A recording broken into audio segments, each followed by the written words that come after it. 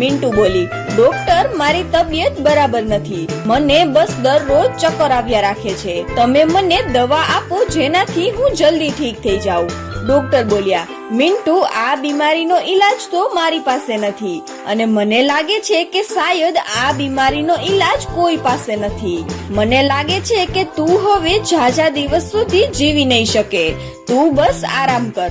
મિન્ટુ બોલી, ડોક્ટર જો હું એકલી હોત તો મરવાથી ક્યારેય પણ ન ડરત, પણ મારું એક ઈંડું પણ છે જેમાંથી બચ્ચું આવવાનું છે, કૃપા કરીને મને કોઈ તો દવા આપો, બસ મારું બચ્ચું મોટું થઈ જાય, પછી હું મરી જાઉં તો પણ મારું બચ્ચું પોતાનું ધ્યાન રાખી લેશે. ડોક્ટર બોલ્યા, મિન્ટુ હું તને કોઈ પણ દવા નથી આપી શકતો.